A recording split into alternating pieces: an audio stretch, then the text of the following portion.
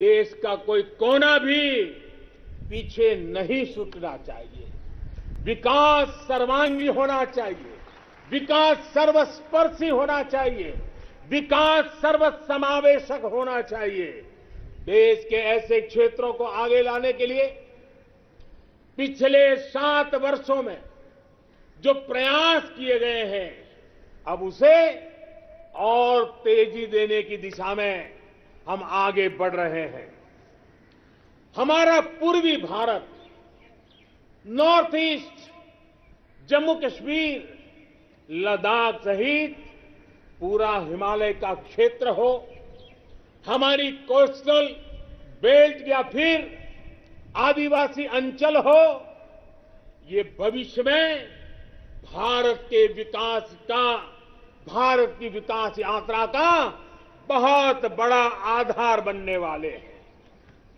आज north east में connectivity का नया इतिहास लिखा जा रहा है। ये कनेक्टिविटी दिलों की भी है और इंफ्रास्ट्रक्चर की भी है।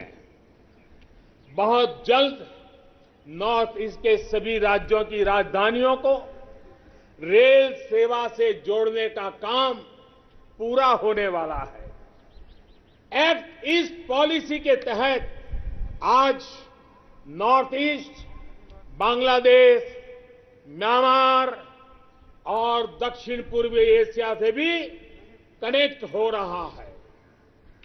बीते वर्षों में जो प्रयास हुए हैं, उसकी वजह से हम नॉर्थ ईस्ट में स्थायी शांति के लिए, श्रेष्ठ भारत के निर्माण के लिए उत्साह अनेक गुना बढ़ा हुआ है।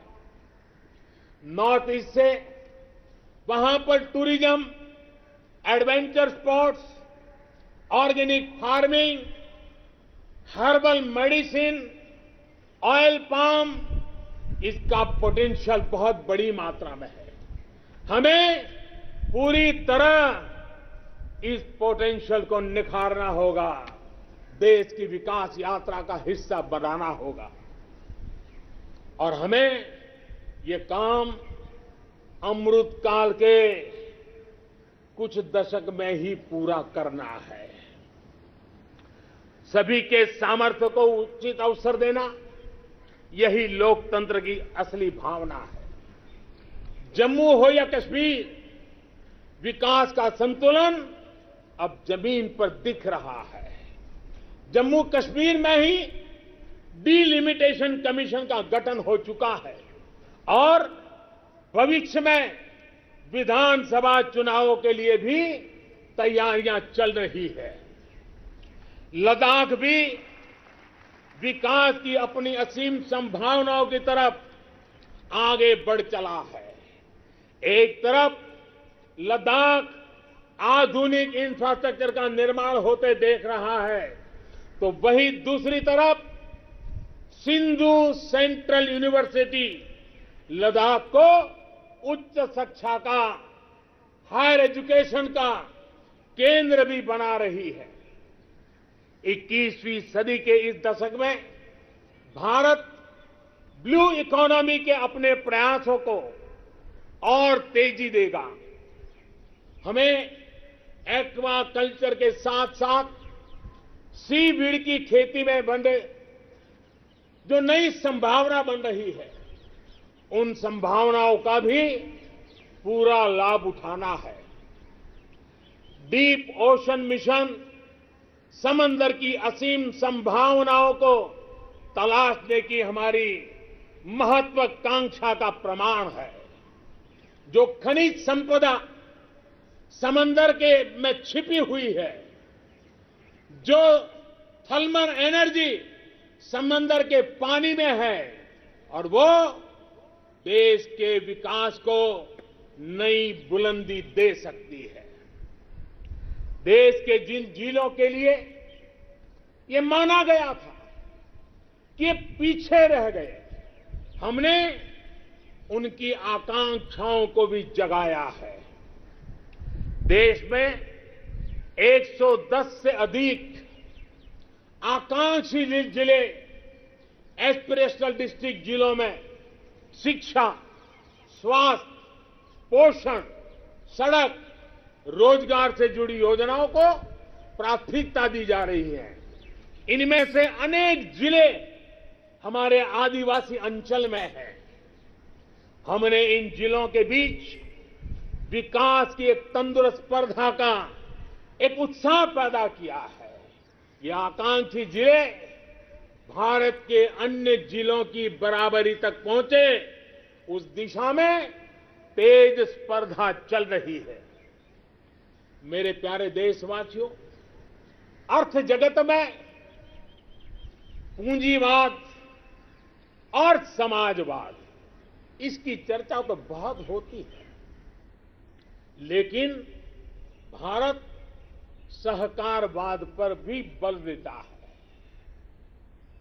सहकारवाद हमारी परंपरा, हमारी संस्कारों के भी अनुकूल है। सहकारवाद जिसमें जनता जनार्दन की सामूहिक शक्ति का अर्थव्यवस्था की चालक शक्ति के रूप में ड्राइविंग फोर्स बने, ये देश के ग्रासरूट लेवल की इकोनॉमी के लिए एक अहम क्षेत्र है।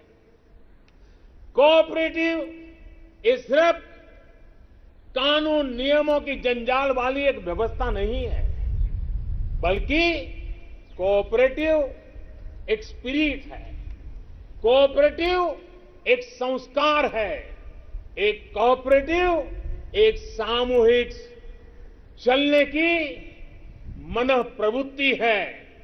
उनका सशक्तिकरण हो, इसके लिए हमने अलग मंत्रालय बनाकर इस दिशा में कदम उठाया है। और राज्यों के अंदर जो सहकारी क्षेत्र है, उसको जितना ज्यादा बल दे सके, वो बल देने के लिए हमने ये कदम उठाया है। मेरे प्यारे देशवासियों, इस दशक में हमने गांवों में नई अर्थव्यवस्था के निर्माण के लिए पूरी शक्ति लगानी होगी। आज हम अपने गांवों को तेजी से परिवर्तित होते देख रहे हैं। बीते कुछ वर्षों में गांवों तक सड़क और बिजली की सुविधाओं को पहुंचाने के रहे थे, वो पूरा कालखंड हमारा रहा। लेकिन अब गांवों को ऑप्टिकल फाइबर नेटवर्क, डेटा की ताकत पहुंच रही है, इंटरनेट पहुंच रहा है। गांव में भी डिजिटल एंटरप्रेन्योर तैयार हो रहे हैं। गांव में जो हमारी सेल्फ हेल्प ग्रुप से जुड़ी 8 करोड़ से अधिक बहनें हैं, वो एक से बढ़कर एक प्रोडक्ट्स बनाती है। इनके प्रोडक्ट्स को देश में और विदेश में बड़ा बाजार मिले, इसके लिए अब सरकार ई कॉमर्स प्लेटफॉर्म भी तैयार करेगी। आज जब देश वोकल फॉर लोकल के मंत्र के साथ आगे बढ़ रहा है, तो ये डिजिटल प्लेटफॉर्म महिला सेल्फ हेल्प ग्रुप के उत्पादों को देश के दूर दराज क्षेत्रों में भी और विदेशों में भी लोगों से जोड़ेगा और उनका फलक बहुत विस्तृत होगा। कोरोना के दौरान देश ने टेक्नोलॉजी की ताकत और हमारे वैज्ञानिकों का सामर्थ्य और उनकी प्रतिबद्धता को देखा है।